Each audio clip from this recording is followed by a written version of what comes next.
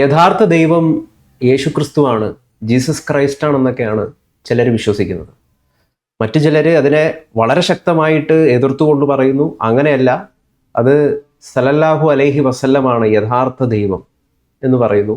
ഇതിൻ്റെ പേരിൽ ലോകത്ത് പലയിടങ്ങളിൽ ഇങ്ങനെ ദൈവങ്ങളുടെ പേരിൽ തർക്കങ്ങളൊക്കെ ഉണ്ടാവുകയാണ്. നമ്മുടെ നാട്ടിൽ, ഇവിടെ ഇന്ത്യയിൽ RSSൻ്റെ സർസംഘചാലകമായിട്ടുള്ള മോഹൻ ഭാഗവത് പറയുന്നത്, ഇന്ന് ലോകം തിരയുന്ന ചോദ്യങ്ങൾക്കുള്ള ഉത്തരം ഭാരതത്തിൻ്റെ കാഴ്ചപ്പാടുകളിലാണ് ഉള്ളത് എന്നൊക്കെയാണ് അദ്ദേഹം പറഞ്ഞിരിക്കുന്നത്. ഇപ്പോൾ കഴിഞ്ഞ ദിവസം ഈ NEP എങ്ങനെ നടപ്പിലാക്കണം, ഭാരതീയ ജ്ഞാനത്തിൻ്റെ സംയോജനം, ഈ വിഷയത്തിൽ ഒരു ത്രിദിന പരിപാടി നടന്നിട്ടുണ്ടായിരുന്നു. അപ്പോൾ അതിൻ്റെ സമാപന ചടങ്ങിലാണ് അദ്ദേഹം ഇക്കാര്യങ്ങളൊക്കെ സൂചിപ്പിച്ചിട്ടുള്ളത്. മാഷ് ഫിലോസഫി ബാക്ക്ഗ്രൗണ്ടൊക്കെ ഉള്ള ഒരാളാണ്, എങ്ങനെയാണ് ഇതിനെ വിലയിരുത്തുന്നത്? അദ്ദേഹം മറ്റു കുറേ കാര്യങ്ങൾ പറഞ്ഞിട്ടുണ്ട്. അതിൽ ഏതാനും ചില കാര്യങ്ങളൊന്ന് വായിക്കാം. മറ്റ് വീക്ഷണങ്ങളെ ഭാരതം തെറ്റായി കാണുന്നില്ല. എല്ലാവരും അവരുടെ ജീവിതാനുഭവങ്ങളിൽ നിന്നാണ് കാഴ്ചപ്പാടുകൾ രൂപീകരിക്കുന്നത്. അവയ്ക്ക് അതിൻ്റേതായ സാധുതയുണ്ട്.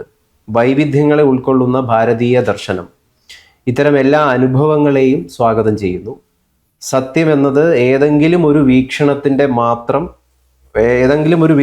മാത്രം ഒതുങ്ങാൻ കഴിയാത്തത്ര വിശാലമാണ്. സത്യത്തിലേക്കുള്ള വഴി തർക്കമല്ല, സംവാദമാണ്. ഇത് ഒരു പക്ഷേ വളരെ വിശാല രീതിയിലുള്ള ഒരു കാര്യമാണ് അദ്ദേഹം പറയുന്നത്. അല്ലെ, മോഹൻ ഭഗത് പറഞ്ഞ ആ വാചകങ്ങൾ മാത്രം എടുത്ത് നമ്മൾ സംസാരിക്കുകയാണെന്ന് വെച്ചാൽ അത് വളരെ മികച്ച ഒരു പ്രഭാഷണമായിട്ടേ ഞാൻ കണക്കാക്കുകയുള്ളൂ. പക്ഷേ നമുക്കറിയാം, RSSും മറ്റുമൊക്കെ ആയിട്ട് ബന്ധപ്പെട്ട മേഖലകളിലുള്ള പ്രവർത്തനങ്ങളിലൊന്നും ഇത്തരത്തിലുള്ള വിശുദ്ധമായിട്ടുള്ള ചിന്തകളല്ല ഉള്ളത് എന്നുള്ള കാര്യം അദ്ദേഹം പറഞ്ഞത് എന്താണെന്ന് വെച്ചിട്ടുണ്ടെങ്കിൽ, എല്ലാ വീക്ഷണങ്ങളും അവരവരുടേതായിട്ടുള്ള അനുഭവ തലത്തിൽ നിന്ന് അവരവർക്ക് ശരിയായി തോന്നും. അതിനെ എല്ലാത്തിനും ഉൾക്കൊള്ളുക എന്ന് പറയുന്നത് ആണ് പ്രധാനപ്പെട്ട ഒരു കാര്യം. എന്നുവെച്ചാൽ നിങ്ങൾ ഇൻക്ലൂസീവ് ആവൂ എന്നാണ് പറയുന്നത്. ഇൻക്ലൂസീവ് എന്ന് പറഞ്ഞാൽ നിങ്ങളെല്ലാവരും ഉൾക്കൊള്ളണം എന്നാണ്. അതിലൊരു തെറ്റുമില്ല, വളരെ ശരിയായിട്ടുള്ള ഒരു വീക്ഷണമാണ്. മാത്രമല്ല, സത്യം എന്ന് പറയുന്നത് ആർക്കെങ്കിലും മാത്രമായിട്ട് വിവരിക്കാനാവുന്നതോ ആരുടെയെങ്കിലും കള്ളിയിൽ ഒതുങ്ങി നിൽക്കുന്നതല്ല. അത് അതിനപ്പുറമാണ്, അതൊക്കെ മേലെയാണ് എന്നുള്ളത്. അതൊക്കെ എത്ര രസകരമായിട്ടുള്ള കാര്യങ്ങളാണ്. പക്ഷേ പ്രായോഗിക തലത്തിൽ നമ്മളതല്ലല്ലോ ഇന്ത്യയിൽ കണ്ടുകൊണ്ടിരിക്കുന്നത്. വളരെ വ്യത്യസ്തമായിട്ടുള്ളതും അക്രമോത്സുകവുമായിട്ടുള്ള രീതികളിൽ പ്രവർത്തിക്കുന്ന പല സംഭവങ്ങളും ഇതിൻ്റെ ഭാഗത്തു നിന്നൊക്കെ ഉയർന്നു വരാറുണ്ട്. ഒരു പക്ഷേ അദ്ദേഹം പറഞ്ഞ കാര്യങ്ങളെല്ലാം ഉൾക്കൊള്ളാൻ പറ്റുന്ന തരത്തിൽ അവരാകാത്തതിൻ്റെ പ്രശ്നങ്ങളാകാതെ എന്താണ് ഈ പറഞ്ഞതിൻ്റെ രാഷ്ട്രീയം എന്താ? ഈ പറഞ്ഞതിൻ്റെ ഇത് വളരെ ഒരു ഹോൾ കൺസെപ്റ്റ്, ഹോൾനെസ് എന്ന് പറയും. ആ ഹോൾനെസ് ആണ് ലോകത്തിന് ഏറ്റവും മികച്ച, എന്ന് വെച്ചാൽ എല്ലാത്തിനും ഉൾക്കൊള്ളുന്ന തരത്തിലേക്ക് വളരുകയും വികസിക്കുകയും ചെയ്യാം. അതിൻ്റെ രാഷ്ട്രീയം എന്ന് പറഞ്ഞു കഴിഞ്ഞിട്ടുണ്ടെങ്കിൽ നമ്മളിപ്പോൾ രാഷ്ട്രീയം ചർച്ച ചെയ്യുമ്പോൾ എപ്പോഴും ഈ കക്ഷി രാഷ്ട്രീയത്തിലേക്കാണ് നമ്മൾ പോകുക. കക്ഷി രാഷ്ട്രീയം മാറ്റിവെച്ച് അത്തരത്തിലുള്ള കാര്യങ്ങൾ പറയുമ്പോൾ ആ കാര്യങ്ങളെ ഉൾക്കൊള്ളാൻ എല്ലാവർക്കും തയ്യാറാണ്ടാണ്. അതൊരു ഫിലോസഫിക്കൽ വിഷയമാണ് ശരിക്കും. പുതിയ കാലം എന്ന് പറഞ്ഞു കഴിഞ്ഞിട്ടുണ്ടെങ്കിൽ, പണ്ട് ഞങ്ങളൊക്കെ ഫിലോസഫി പഠിക്കാൻ തുടങ്ങുമ്പോൾ ഞങ്ങളെ പഠിപ്പിച്ചിരുന്നതെന്ന് വെച്ചാൽ philosophy is the science of all science എന്നാണ് പറഞ്ഞത്. എന്ന് വെച്ചാൽ ഫിലോസഫി എന്ന് പറയുന്നത് എല്ലാ ശാസ്ത്രങ്ങളുടെയും ശാസ്ത്രമാണ് എന്നാണ് പഠിപ്പിക്കുന്നത്. അത് പഴയ കാലമാണ് ശരിക്കും പറഞ്ഞെങ്കിൽ. ഈ നവോത്ഥാന കാലത്തിന് ശേഷം രൂപം കൊണ്ട ഒരു ആശയമാണത്. അത് മാറി. കാരണം എന്ന് വെച്ചാൽ ഫിലോസഫി നിങ്ങൾ പഠിക്കണമെങ്കിൽ നിങ്ങൾക്ക് ഗണിതശാസ്ത്രം പഠിക്കണം, നിങ്ങൾക്ക് ബയോളജി പഠിക്കണം, നിങ്ങൾക്ക് സാമൂഹ്യ ശാസ്ത്രം പഠിക്കേണ്ടി വരും, സാമ്പത്തിക ശാസ്ത്രം പഠിക്കേണ്ടി വരും. അങ്ങനെ എല്ലാം പഠിച്ച ഒരാൾക്ക് മാത്രമേ ഫിലോസഫി പഠിക്കാനായിട്ട് കഴിയുമായിരുന്നുള്ളൂ. അന്ന് ഉള്ളൊരു പ്രത്യേകത. പക്ഷെ അത് മാറിപ്പോൾ.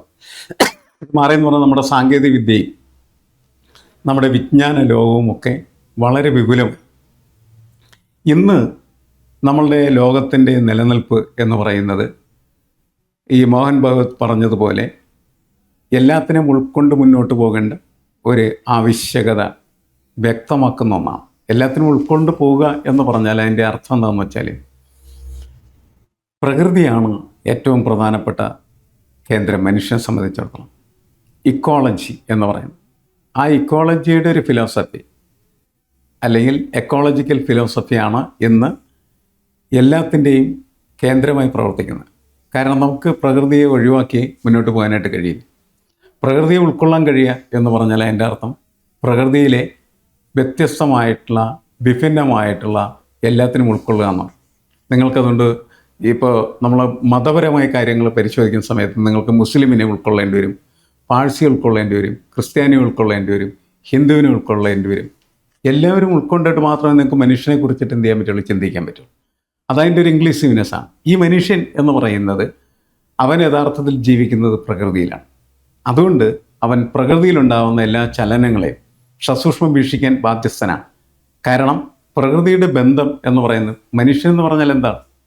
മനുഷ്യൻ എന്ന് പറഞ്ഞിട്ടുണ്ടെങ്കിൽ പ്രകൃതിയിൽ നിർമ്മിക്കപ്പെട്ടിരിക്കുന്ന നിരവധി വസ്തുക്കളിൽ ഒരു വസ്തു മാത്രമാണ്. മനുഷ്യനെ നിർമ്മിക്കുന്നത് കാർബൺ എന്ന് പറയുന്ന മൂലകം കൊണ്ട്, ജലം എന്ന് പറയുന്ന H2O എന്ന് പറയുന്ന വസ്തു കൊണ്ടും, അതുപോലെ തന്നെ പലതരത്തിലുള്ളതായിട്ടുള്ള ഫൈബ്രസ് ആയിട്ടുള്ള സാധനങ്ങൾ കൊണ്ടും നിർമ്മിക്കപ്പെട്ടിരിക്കുന്ന ഒന്നാണ് മനുഷ്യൻ എന്ന് പറയുന്നത്. അപ്പം ഇങ്ങനെ നിർമ്മിക്കപ്പെട്ടിരിക്കുന്ന ഈ മനുഷ്യൻ എന്ന് പറഞ്ഞു കഴിഞ്ഞിട്ടുണ്ടെങ്കിൽ പ്രകൃതിയുടെ ഒരു പാർട്ട് മാത്രമാണ്, പ്രകൃതിയുടെ ഒരു ഭാഗമാണ്. നമ്മൾ പക്ഷേ ജീവിക്കുന്ന സമൂഹത്തിൽ നമ്മുടെ സങ്കല്പം എന്താണ്? നമ്മുടെ സങ്കല്പം എന്ന് പറഞ്ഞിട്ടുണ്ടെങ്കിൽ നമ്മൾ ആണ് എല്ലാത്തിൻ്റെയും കേന്ദ്രം. എന്നുവെച്ചാൽ മനുഷ്യനാണ് എല്ലാത്തിൻ്റെയും കേന്ദ്രം. നമുക്ക് ചുറ്റുമുള്ള എല്ലാ വസ്തുക്കളും നമുക്കിഷ്ടം പോലെ ഉപയോഗിക്കാൻ പറ്റുന്നതാണ് എന്നാണ് നമ്മൾ വിശ്വാസം. ഇത് ശരിക്കും പറഞ്ഞാൽ യൂറോപ്യൻ ഫിലോസഫിയെയും അതേപോലെ തന്നെ ഇന്ത്യൻ ഫിലോസഫിയെയും വ്യത്യസ്തമാക്കുന്ന ഒരു കൺസെപ്റ്റ് ഇവിടെയുണ്ട്. യൂറോപ്യൻ ഫിലോസഫി തികച്ചും ആന്ത്രപ്പോസെൻട്രിക്കാണ്.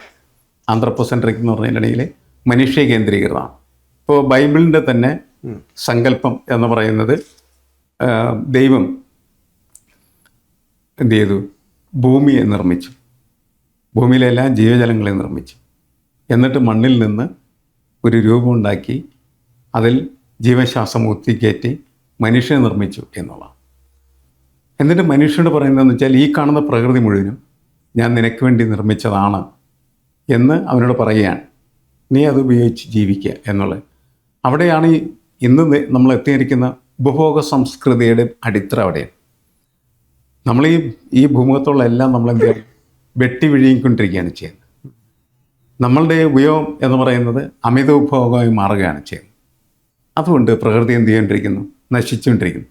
പ്രകൃതി നശിച്ചുകൊണ്ടിരിക്കുമ്പോൾ പ്രകൃതിയുടെ ഓരോ വംശവും നശിച്ചുകൊണ്ടിരിക്കും. ഒരു വംശം നശിച്ചാൽ മറ്റു വംശങ്ങൾ നശിക്കും. അതിൻ്റെ അർത്ഥം മനുഷ്യവംശത്തെ നശിപ്പിക്കുന്ന തരത്തിൽ മുന്നേറിക്കൊണ്ടിരിക്കുകയാണെന്നോ. അത് ഉൾക്കൊണ്ടിട്ട് നടത്തുന്ന ഒരു പ്രഭാഷണമായിട്ട് നമുക്ക് വേണമെങ്കിൽ എന്ത് ചെയ്യാം?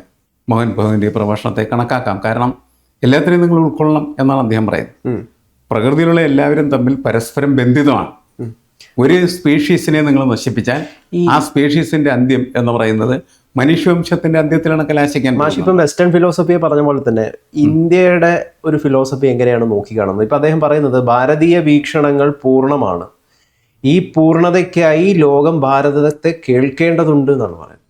കേൾക്കുന്നതിലൊരു കുഴപ്പമുണ്ടെന്ന് ഞാൻ പറയുന്നില്ല. എന്താണ് കേൾക്കേണ്ടത് യഥാർത്ഥത്തിൽ? കേൾക്കേണ്ടതെന്ന് പറഞ്ഞാൽ ഞാനിപ്പോൾ പറഞ്ഞ തരത്തിലാണ് കാര്യങ്ങൾ വരുന്നതെങ്കിൽ പ്രകൃതി ഇപ്പം നമ്മൾ പറഞ്ഞ ആശയം അതിപ്പോൾ ഈ വെസ്റ്റേൺ ഫിലോസഫിയിൽ ഇതൊക്കെ കടന്നു വരുന്നുണ്ട്. 1970 ആകുമ്പോഴേക്കും ഇക്കോളജിയുടെ ഒരു ഫിലോസഫി എന്ന് പറയുന്നത് വികസിച്ച് വരുമ്പോൾ അവിടെ അത് വികസിച്ച് വരുന്നുണ്ട്. നമ്മൾ ഗ്രീൻ ഫിലോസഫി എന്ന് പറയുന്നതൊക്കെ അതിൻ്റെ ഭാഗമായിട്ട് വരുന്നതാണ്. അത് തന്നെയാണ് മോഹൻ ഭഗവത് പറയുന്നത്. നമ്മളതിൽ മനസ്സിലാക്കേണ്ട കാര്യം, ഒരു പ്രദേശത്തും ഈ പറയുന്ന രീതിയിൽ ലോകത്തെ മുഴുവൻ ഉൾക്കൊള്ളാൻ പറ്റുന്ന തരത്തിലുള്ള ചിന്ത ഒരു പ്രദേശത്തിൻ്റെ മാത്രമല്ല, എല്ലാ സ്ഥലത്തും ഇതേപോലെയുള്ള ചിന്തകളുണ്ട്. ആ ചിന്തകളൊക്കെ എന്ത് ചെയ്യും? താഴെ നിൽക്കുന്ന സ്ഥിതിയാണുള്ളത്. അതിനെ ഉയർത്തി മുകളിലേക്ക് കൊണ്ടുവരിക. നമ്മളെപ്പോഴും പറയാറുണ്ട്, ഇന്ത്യയുടെ ഒരു പ്രത്യേകത എന്ന് പറഞ്ഞാൽ യൂണിറ്റി ഇൻ ഡൈവേഴ്സിറ്റി, നാനാത്വത്തിലെ ഏകത്വം. എത്ര മഹത്തരമായിട്ടുള്ള സങ്കല്പമാണ്. മറ്റെവിടെയും ഇല്ല അത്. മറ്റെവിടെയും അങ്ങനെ ഒരു ഫിലോസഫി ഇല്ല. ഇല്ല അങ്ങനത്തെ ഒരു സങ്കല്പം. പക്ഷെ അതിന് സമാനമായിട്ടുള്ള ചിന്തകളൊക്കെ എല്ലാ തലങ്ങളിലും ഉണ്ടാവും. ഡോമിനൻസ് അതിന് കിട്ടുന്നില്ല. നമ്മുടെ ഇവിടെ അതിൻ്റെ ഡോമിനൻസ് വളരെ കൂടുതലായിട്ട് കിട്ടും. കാരണം നമ്മുടെ സൊസൈറ്റിയുടെ ഒരു പ്രത്യേകത തന്നെയെന്ന് പറഞ്ഞാൽ it is a multi religious society. വിഭിന്നമായിട്ടുള്ള നിരവധി മതങ്ങൾ ഒരുമിച്ച് ചേർന്ന് ജീവിക്കുന്ന ഒരു സമൂഹമാണ്. അവർക്ക് വ്യത്യസ്തമായിട്ടുള്ള ദൈവസങ്കല്പങ്ങൾ, ആചാരങ്ങൾ, ജീവിത രീതികൾ ഒക്കെ ഉണ്ട്. ഇതിനെയൊക്കെ ഉൾക്കൊള്ളാൻ പറ്റുന്ന രീതിയിൽ നിങ്ങൾ മാറിയാൽ നിങ്ങൾ തീർച്ചയായിട്ടും ശ്രേഷ്ഠരാണ്. അതിന് പറ്റുന്ന രീതിയിലുള്ള ഒരു പ്രവർത്തനമാണോ വിശ്വ ഹിന്ദു പരിഷത്തും സംഘങ്ങളൊക്കെ നടത്തുന്നത്? ആണോ? അല്ല എന്ന് നമുക്കറിയാം. കാരണം ഇപ്പോൾ തന്നെ അയോധ്യയിൽ വലിയ സ്വർണ്ണക്കൊള്ള നടത്തിയ സമയത്ത് നമ്മളുടെ ശശികല ടീച്ചറൊന്നും സംസാരിക്കുന്നില്ല.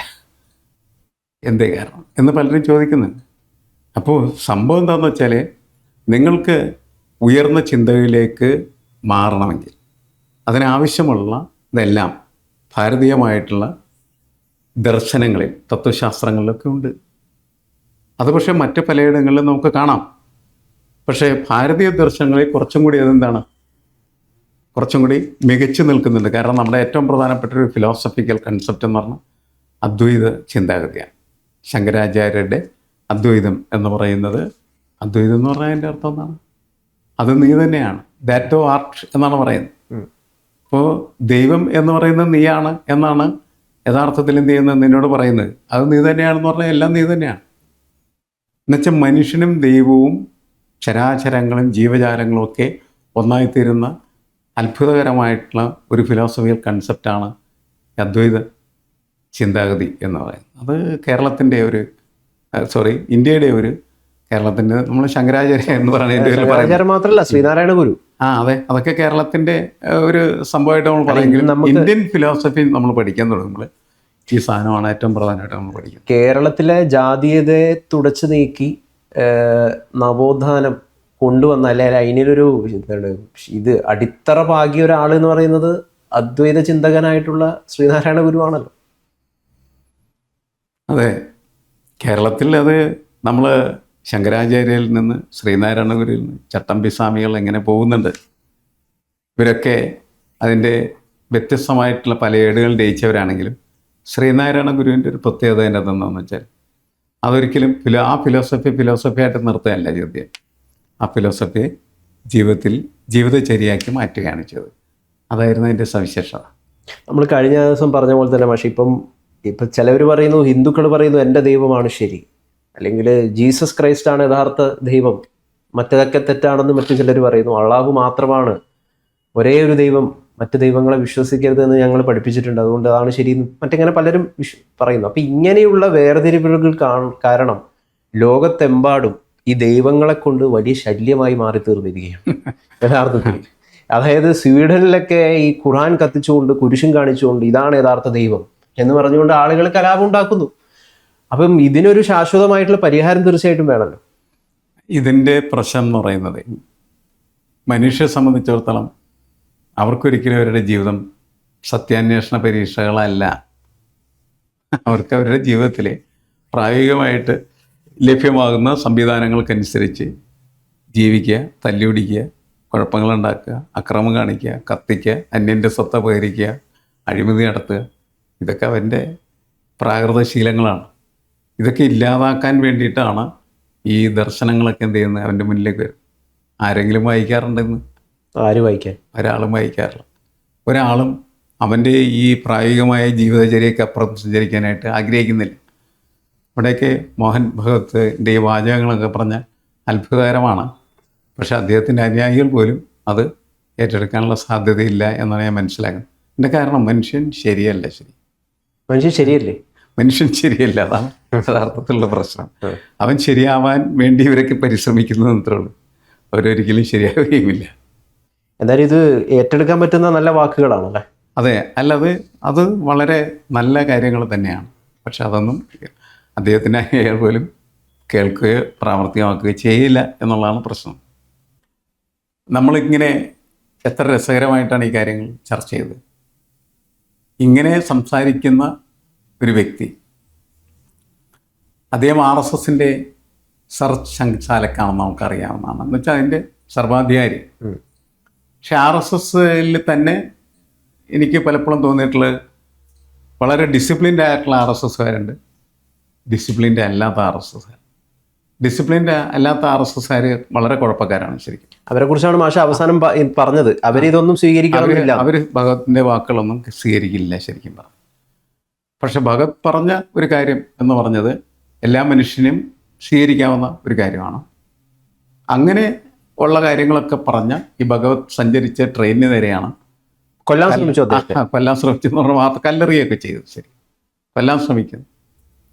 സത്യത്തിൽ അതാണ്. അല്ല, നമുക്കറിയാം ശരിക്കും ഞാൻ ഗാന്ധിജി ചോദിക്കുന്നത് ആരാണ് യഥാർത്ഥത്തിൽ മോഹൻ ഭാഗവത് എന്നാണ്. അദ്ദേഹം ഇത്തരത്തിൽ വളരെ വിശാലമായിട്ടുള്ള കാര്യങ്ങൾ പറയുന്നു. നമുക്ക് വേണ്ടത് തർക്കങ്ങളല്ല, സംവാദമാണ് വേണ്ടത് എന്ന് അത് പറയുന്നത്. വളരെ പ്രധാനപ്പെട്ട ഒരു കാര്യമില്ലേ. നമ്മൾ നമ്മുടെ നാട്ടിലുള്ള എല്ലാ രാഷ്ട്രീയ നേതാക്കളോടും പറയുന്നത് എന്താണ്, നിങ്ങൾ സംവാദത്തിൽ ഏർപ്പെടുക എന്നുള്ളത്. സംവാദത്തിൽ ഏർപ്പെടുക എന്ന് പറഞ്ഞാൽ ചർച്ചയിലേക്ക് തയ്യാറാവുക എന്നുള്ളതാണ്. ഇപ്പോൾ ശ്രീശങ്കരാചാര്യ അദ്ദേഹം എല്ലായിടത്തും നടന്ന ആളുകൾ എന്ത് ചെയ്യും, തർക്കത്തിൽ വിളിക്കും, തോൽപ്പിക്കുകയാണ്. അല്ലേ? ആ തർക്കത്തിൽ തോൽപ്പിക്കുന്നു. അങ്ങനെയാണ് അദ്ദേഹം സർവജ്ഞപീഠം കയറും. കുടജാദ്രിയിൽ സർവജ്ഞപീഠം നമുക്ക് കാണാം. അപ്പം അതൊക്കെ വളരെ രസകരമായിട്ടുള്ള കൺസെപ്റ്റുകളും രീതികളൊക്കെയാണ്. ആ രീതികൾ എന്ന് പറയുന്നത് ബൗദ്ധിക തലത്തിൽ പ്രവർത്തിക്കുന്ന സംവിധാനമാണ്. മനുഷ്യൻ യഥാർത്ഥത്തിൽ വേണ്ടതാണ്. നിങ്ങൾക്ക് തർക്കങ്ങളാവും, നിങ്ങൾ ബൗദ്ധികമായ തലത്തിൽ തർക്കിക്കും. ഈ നമ്മൾ തിരുവനന്തപുരം കോർപ്പറേഷനിലെ പോലെ കയ്യാങ്കളി നടത്തല്ലേ. അതാണ് രാഷ്ട്രീയക്കാരോട് നമുക്ക് പറയാനുള്ളൊരു കാര്യം. അതായത് മോഹൻ ഭഗവത് പറയുന്നത് പോലെ സംവാദത്തിൽ ഏർപ്പെടുക, ചർച്ചയിൽ ഏർപ്പെടുക, ബൗദ്ധികമായിട്ട് ജീവിതങ്ങളെ അല്ലെങ്കിൽ ജീവിത ചുറ്റുപാടുകളെ വിലയിരുത്താൻ ശ്രമിക്കുക.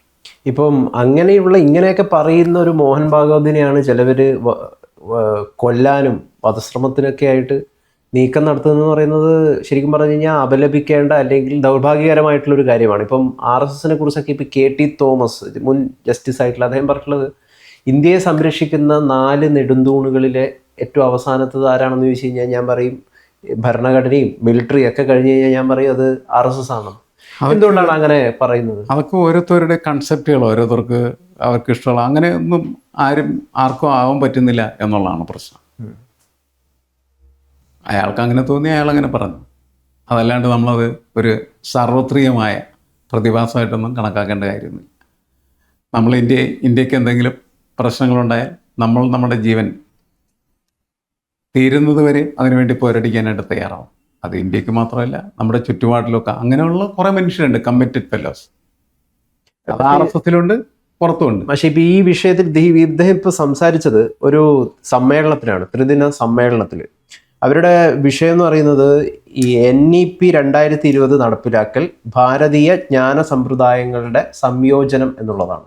നമുക്കറിയാം NEP വിവാദമായിട്ടുണ്ട് പല കാര്യങ്ങളിൽ. അതിൽ വിവാദമായിട്ടുള്ള ചിലവർ വിവാദമാക്കിയത് എന്തുകൊണ്ടെന്ന് വെച്ച് കഴിഞ്ഞാൽ ഇന്ത്യൻ നോളജ് സിസ്റ്റത്തെ കുറിച്ചിട്ട് അതിൽ പഠിപ്പിക്കുന്നുണ്ട് എന്നുള്ളതാണ്. അതുകൊണ്ട് മാത്രമല്ല അത് വിവാദപരമായി തീരുന്നത്.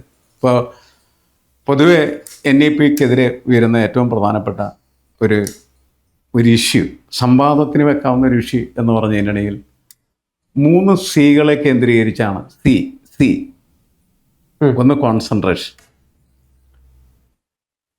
രണ്ടാമത്തത് കൊമേഴ്സ്യലൈസേഷൻ, മൂന്നാമത് കമ്മ്യൂണലൈസേഷൻ.